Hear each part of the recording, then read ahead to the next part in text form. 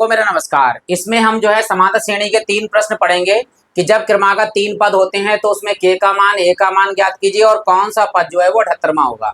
तो चलिए शुरू करते हैं। पहला सवाल यहाँ दिया गया है कि यदि k + 2 और 4k - 6 तथा 3k - 2 तीन क्रमागत संख्याएं जो हैं वो समांतर श्रेणी में हैं, यानी 3 संख्याएं क्रमागत जो है समांतर श्रेणी में है, तो k का मान आपको ज्ञात करना है। जब 3 पद जो है समांतर श्रेणी में होते हैं तो पहले वाले पद को लेते हैं t1, दूसरे वाले को लेते हैं t2 और तीसरे वाले पद को लेते हैं t3। तो इसमें सूत्र बनता है कि जब 3 पद क्रमागत समांतर श्रेणी में हो तो बीच वाले पद का मान यानी t2 का मान जो है वो पहले और तीसरे के योगफल का आधा होता है। t1 और t3 के योगफल का आधा होता है। ये हमें जो है सूत्र याद रखना है।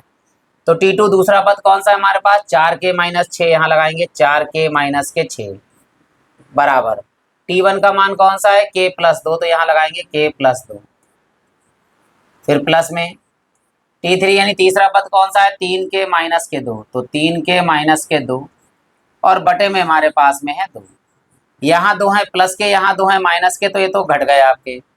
यहाँ है 4k - 6 बराबर में 3k, ये है 1k, ये है 3k और 1k कितने हो गए, 4k और बटे में है 2, तो 2 से काट लीजिए, 2 दूनी 4, तो यहाँ बचे हमारे पास में 4k - 6 और बराबर 2k।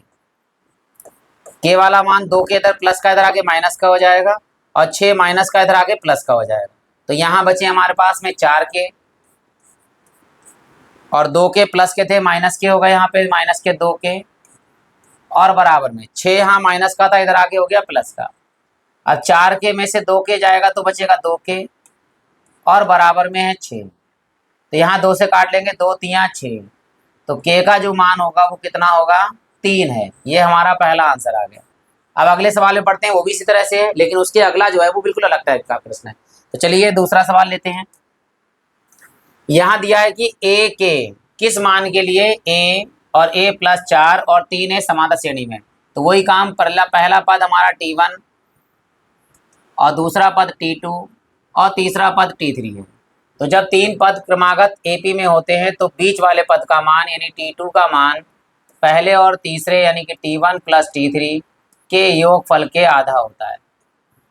तो t2 का मान कितना है हमारे पास, a + 4, तो यहाँ लिखेंगे t2 का मान है a + 4 बराबर t1 का मान है a प्लस t3 का मान है 3 है और बटे में हमारे पास में है 2। ठीक, तो यहाँ पर है a + 4 बराबर 3a और 1a कितने हो गए, 4a बटे में 2, 2 से काट लेंगे, 2 दूनी 4, तो यहाँ है a + 4 और बराबर में हमारे पास में है 2a। देखिए 2a यहाँ पर है, यहाँ पर 1a, तो 1a प्लस का उधर चला जाएगा माइनस का हो जाएगा, तो 4 बराबर 2a और ये प्लस का इधर आगे हो गया माइनस का, तो इधर 4 बराबर 2a में से 1a जाएगा तो ये बचेगा, तो यानी a का जो मान आया है वो कितना आ गया है, 4 आ गया। ये हमारा आंसर आ गया। अब बढ़ते हैं लास्ट प्रश्न की ओर। वो इससे थोड़ा सा अलग टाइप का प्रश्न है। वो क्या कह रहा है, देखिए वो कह रहा है कि समांतर श्रेणी 3, 8, 13, 18 डैश डैश डैश का कौन सा पद जो है वो 78वां पद होगा। तो मान लेंगे हम nवां पद जो है वो 78वां होगा। तो पहला पद होता है t1, ये लिखा t1, फिर ये t2, फिर तीसरा वाला t3, इसी के बाद में t4। ठीक है, तो हमें प्रथम पद लेना है। यहाँ पर प्रथम पद जो a है वो हमारे पास में है 3। सार्वधातुक निकाल लेते हैं। सार्वधातुक d बराबर होता है t2 - t1, t2 - t1, तो d बराबर t2 का मान है 8, 8 में से घटेगा 3, 8 में से 3 जाएगा तो कितना बचेगा, 5।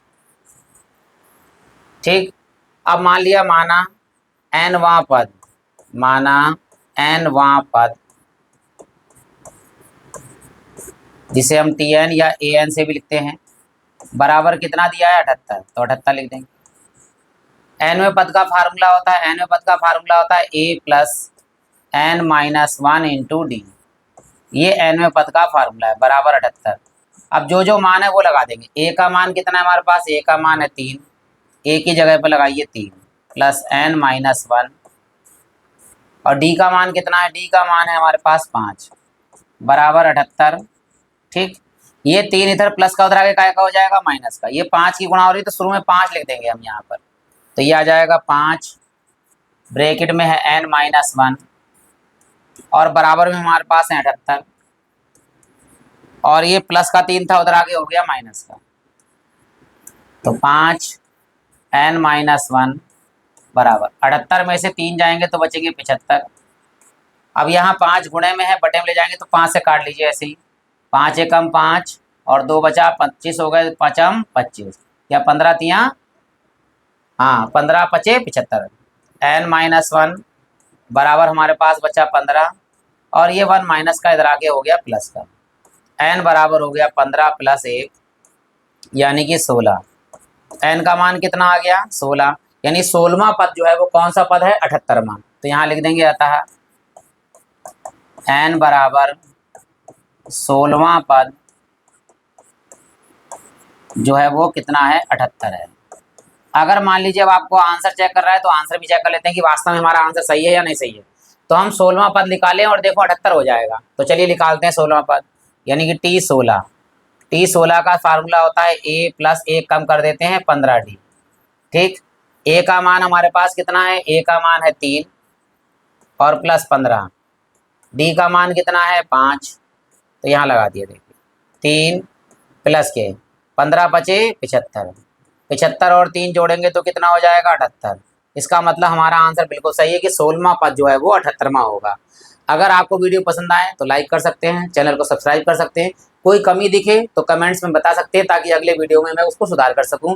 और इसी के साथ आप